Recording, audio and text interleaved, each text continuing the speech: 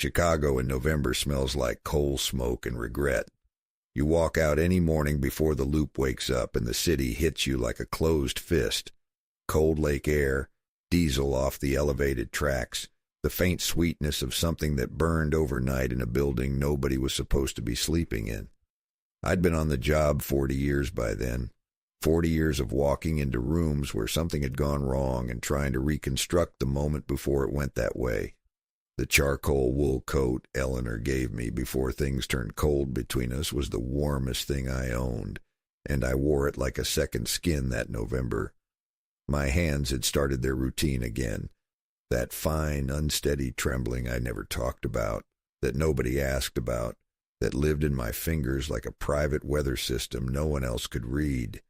Pryor said I looked tired. He wasn't wrong. But tired is just the other word for still standing. The call came at midnight. I was at the kitchen table with cold coffee and a crossword I wasn't solving, listening to the radiator argue with itself. Eleanor was at her sister's place on the other side of the city, safe from things that had nothing to do with her and everything to do with me. The apartment had a particular silence without her. Not peaceful, just emptied out. The phone rang twice before I picked it up. Pryor's voice, flat and efficient the way he got when something was genuinely strange. A jazz singer, he said. Velvet Supper Club on 58th Street South Side. Estelle Crane. They called her the Canary on the marquee and in the papers. Found strangled in her dressing room 20 minutes after finishing her final set.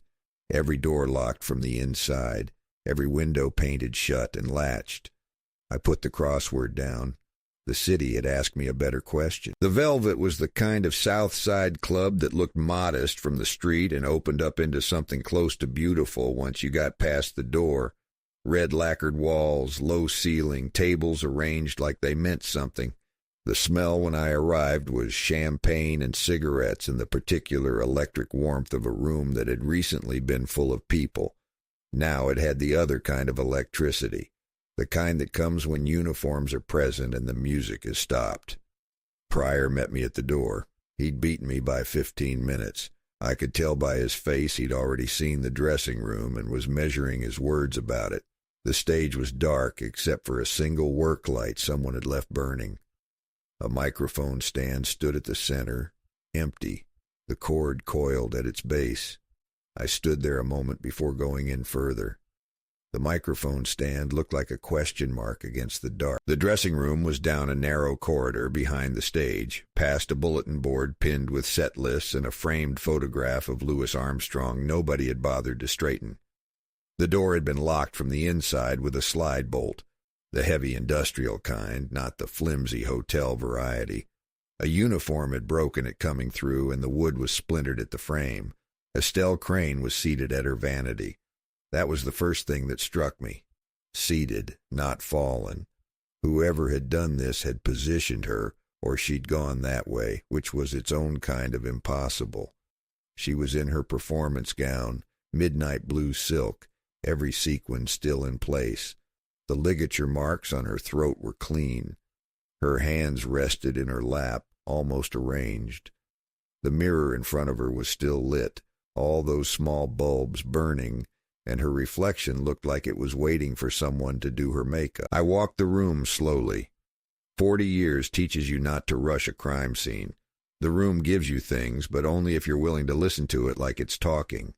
The window was a single sash unit, painted shut on the outside, latch from inside. I checked the latch hardware. No scratches, no forced paint. Undisturbed dust on the sill, the fine gray kind that settles in a week and doesn't lie. A ventilation grate near the ceiling, maybe 12 inches by 8. Nobody in this century was getting through that.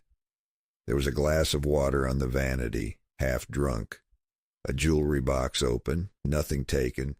Pearl earrings, a gold bracelet, a small photograph tucked under the velvet lining. I noted the photograph without removing it. A vanity drawer held a .25 caliber pistol, unloaded. The room had been used, lived in, but not searched. Whoever did this hadn't come to take anything. They'd come to finish something. The club's owner was a man named Sal Dombrowski, short, 50-ish, the kind of thick that used to be muscle and had finished its conversion to something softer. He was waiting for me in his office off the main floor, a glass of rye in his hand that he wasn't drinking so much as holding on to. He told me Estelle had been with the Velvet 4 years. Reliable, professional, knew how to work a room. He said it like he was reading her employee file. I asked him who'd been backstage that night. He gave me a list in a careful voice. His bartender Marco, the piano man Lester Hoyt, a trumpeter named Eddie Fitch, who was also Estelle's boyfriend of sorts. He used that phrase of sorts and let it hang in the air like cigarette smoke. I asked if there'd been any trouble recently. He looked at his rye glass. "There's always trouble," he said. Then he drank. I talked to the piano man next. Lester Hoyt was 60 if he was a day, and he had the hands of someone who had played through everything life could manage and come out the other side still able to reach an octave. He'd known Estelle 6 years, he said, since before the Velvet, since a smaller room on Indiana Avenue. He told me about her voice, how it had changed these last 2 months, not technically, but in the way a voice changes when the person carrying it is carrying something else too, something heavier than the songs. I asked what that might be. He said he didn't make it his business to know. But then he paused, the way people do when they're deciding whether to hand you something. And he said there was a man who came in some nights, sat at the bar, never ordered much, watched the stage, didn't come with anyone, didn't leave his name with anyone, always gone before last call. Eddie Fitch, the trumpeter, was waiting outside in the alley when I found him. Of sorts, Dombrowski had said. I understood it better now. Fitch was 26, young and sharp-featured, with the twitchy energy of someone who'd been crying and was trying to look like he hadn't been. He told me he and Estelle had an arrangement, his word. I asked what kind. He said the kind that wasn't simple. They were close, but she kept parts of herself unavailable to him, whole sections roped off. He'd stopped asking about those sections a year ago. Tonight had been like any other night. He'd been on stage the whole second set. 12 people could confirm it. I believed him, and I didn't rule him out, which is standard procedure for anyone who uses the word arrangement where love should go. He said one more thing before I let him go. She told him last week that someone from her past had resurfaced, someone she thought she'd left in another city, another life. I went back to the dressing room after Fitch. The coroner's people were finishing up. I asked them to hold off on moving her another few minutes, and they gave me that particular look medical professionals give detectives at 2 a.m, the one that says we have forms to file and you don't live in the real world. I stood in the room alone, and I looked at the door. The slide bolt was the kind that takes a deliberate hand. You don't catch it accidentally. You don't brush against it and have it engage. Someone inside that room had drawn it closed after everyone else left, or the bolt had been worked from outside somehow. I checked the bolt housing again. There was a small score on the inner face of the bolt plate. Faint. The kind a thin implement might leave if you were working through the door gap. I crouched down and looked at the gap under the door, maybe 3/4 of an inch. Somebody patient had been here. Patience is the one tool you can't pick up at a hardware store. By 3 a.m, I was at a counter on Cottage Grove with bad coffee and the photograph I'd lifted from Estelle's jewelry box. 2 people in it. Estelle, maybe 10 years younger, and a man I didn't recognize, both smiling. The photograph had been taken somewhere outdoors, some kind of fairground in the background. There was nothing written on the back. I thought about the man Lester had described, the one who watched and didn't order. I thought about the door and its patient 3/4-inch gap. I thought about the word Fitch had used, resurfaced. People who surface and resurface don't stop. They have a fixed idea about how a story ends, and they pursue it with the kind of dedication that looks from the outside almost like love. I'd seen it before. It never was love. It was the shadow of something that had gone wrong long ago and never been settled. The city outside the window was doing what Chicago does at 3 a.m, enduring. Pryor met me at the precinct at 7. He'd been running the name Estelle Crane through what we had, and through what a contact at the Tribune morgue could pull. Born Estelle Marie Calhoun in Memphis, 1915, came to Chicago in 1938. She'd had a different name professionally in Memphis. People did that. The migrating performers shed names like old coats when they crossed state lines. There was a marriage record in Memphis, a man named Thomas Reed, no divorce on file anywhere. Pryor laid that down carefully like a card he wasn't sure of. I picked it up. I asked if Thomas Reed had a Chicago address. Not yet, Pryor said. But there was a Thomas Reed registered at a rooming house on Drexel, 3 blocks from the Velvet. Checked in 8 days ago. Pryor had a look on his face I recognized, the one that means the machinery is working, that the thing is becoming a shape. I finished my coffee. It tasted like the city smelled. That wasn't a compliment. Thomas Reed's rooming house on Drexel was a 3-story brownstone that smelled like boiled cabbage and old pipe tobacco. The landlady, a Mrs. Petros, let me in without much argument once I showed the shield. Reed was in room 7, second floor. He'd been there, she confirmed, every night this week. Came in late, quiet. She liked quiet tenants. She didn't like the look on his face sometimes, she said, but a man's face wasn't her business. I knocked. No answer. I knocked again and used my name this time, and the door opened. Thomas Reed was 40, lean, with the kind of stillness that comes from years of practice or years of damage. It's hard to tell them apart. He looked at me without surprise. That was the first interesting thing. He'd been expecting someone like me, maybe not me specifically, but a reckoning of some administrative kind. He stepped back and let me in. There was a man who understood that the accounting had arrived. He told me about Memphis without much prompting. They'd married young. She'd wanted to sing professionally. He'd wanted a wife in the way that men in 1935 wanted things, which is to say completely without negotiation. She'd left on a Thursday morning while he was at work, took her voice and her name and left him the furniture and the debt. He'd spent 3 years tracking her through cities, not in a way that had ever turned criminal, just arriving in places she'd been just after she'd left. He told me this like it was a reasonable thing. I let him tell it. He said he'd finally found her in Chicago this fall. He said he'd come to talk, only to talk. He'd been to the Velvet 3 times, he said, working up the courage. Last night he'd finally gone backstage. He paused there. He said she'd been alive when he left. He said the door was unbolted when he arrived, and he bolted it behind him for privacy. He said she was sitting at her mirror. He said they talked. He said they argued, not violently. That's always how it starts when it was violent. He said she told him it was finished, had been finished for 10 years, that she'd built a life here, and he needed to leave it alone. He said he grabbed her arm. Then he stopped grabbing her arm. Then he left. He said he drew the bolt back and walked out, and she was alive behind him, and the door swung shut on its spring, and the bolt, he said, must have caught. He showed me his hands. No marks. No scratches. I looked at his hands for a long time. I thought about the score on the bolt plate. I thought about something patient working through a gap. And then I thought about the unloaded pistol in Estelle's vanity drawer. A woman who'd run from one city already knew how to be careful. She'd been careful about the gun. She'd been careful about the door. She'd been careful about almost everything. Almost. I brought in the coroner's preliminary findings that afternoon. Estelle had been strangled with a ligature, something thin and strong, a wire possibly, or a heavy cord. Reed's story put him in that room.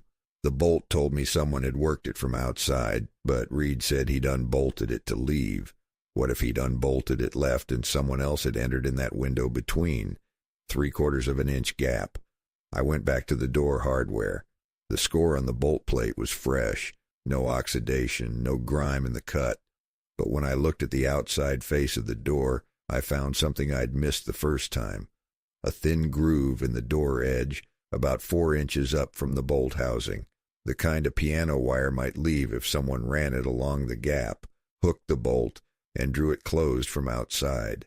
Estelle was alive when Reed left, and someone had been waiting in that corridor. Someone who knew the room, knew the door, and needed the bolt drawn to finish what Reed had interrupted. Dombrowski. I'd been circling it and not letting myself land on it the way you don't land on something obvious because obvious is the trap. But I went back through the timeline. Dombrowski had been the last person confirmed in that corridor before the set ended. He'd told me himself he'd gone back to check the dressing room between sets. His club, his habit, he'd said. He knew the door. He'd bought that hardware himself. And when I went back to his office and looked at his desk, there was a Chicago title deed under a stack of papers. The building the Velvet occupied, held under a land trust. Estelle Crane's signature was on a secondary deed as an equity partner. A dead partner's interest reverts. 40 years on the job teaches you that most crimes are simple. Most crimes are about what someone is owed and what someone won't give back. Estelle had something Dombrowski needed returned, and she'd been sitting at her mirror waiting for him, not knowing the accounting had already arrived. I brought Pryor, and we took Dombrowski in the next morning. He had a lawyer there within the hour. Expensive, the kind who files before you finish your sentence. But before the lawyer arrived in the room with me, Dombrowski had 20 minutes that felt like a longer sentence than anything a judge would hand him. I didn't raise my voice. I laid it out in order. The deed. The wire gauge we'd matched to a spool in the Velvet's maintenance closet.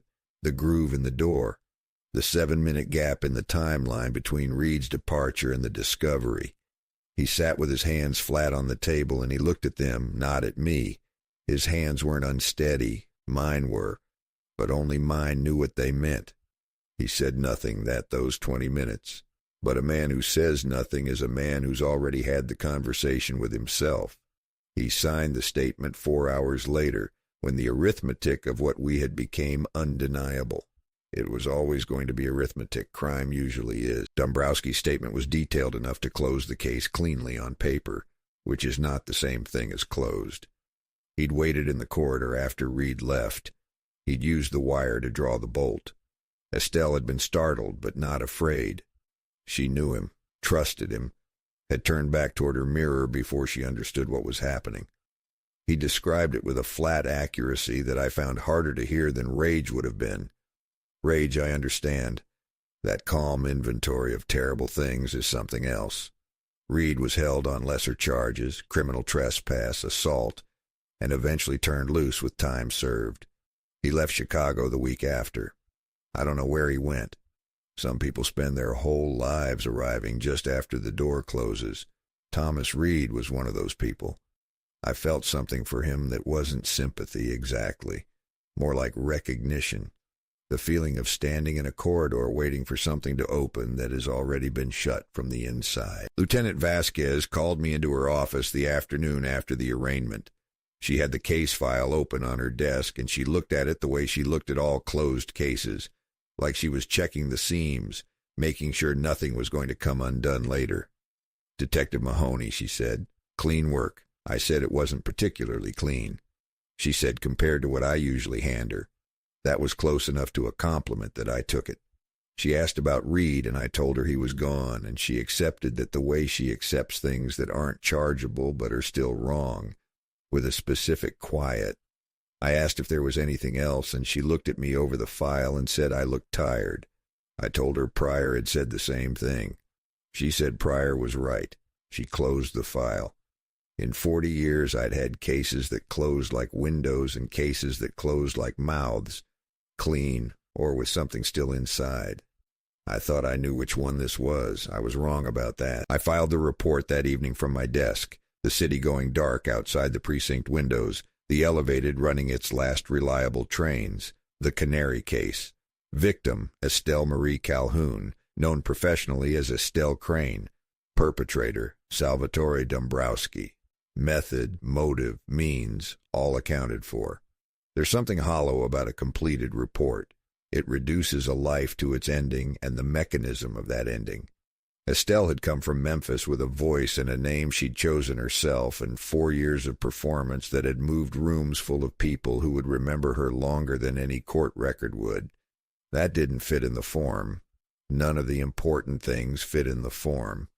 My hands were steady that evening, which happened sometimes and meant nothing. I sat with the filed report and the quiet. 40 years of quiet rooms.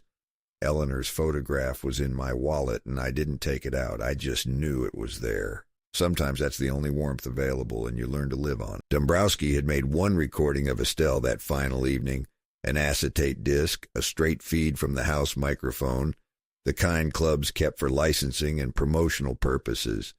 Evidence had logged it, and I'd signed it out to check the timeline of the last set. I put it on the turntable in the evidence room at 9:30. Her voice came through the needle like light through old glass, warm, unhurried, a standard I half recognized. I was checking timestamps, watching the clock. Then, beneath the music, between one phrase and the next, there was something that was not the band and was not room noise. A voice, whispering, one name. I couldn't tell you today whose name it was. I could tell you it was spoken the way you say a name you've been holding for a long time, very quietly, to finally set it down. I lifted the needle, placed it back. The disc was blank, not silent, blank, like it had never been cut. I played it twice more. Nothing. I logged it back into evidence and walked out into the Chicago night and didn't write any of that in the report. Some things you file differently, in the part of you that stays open, that never quite closes.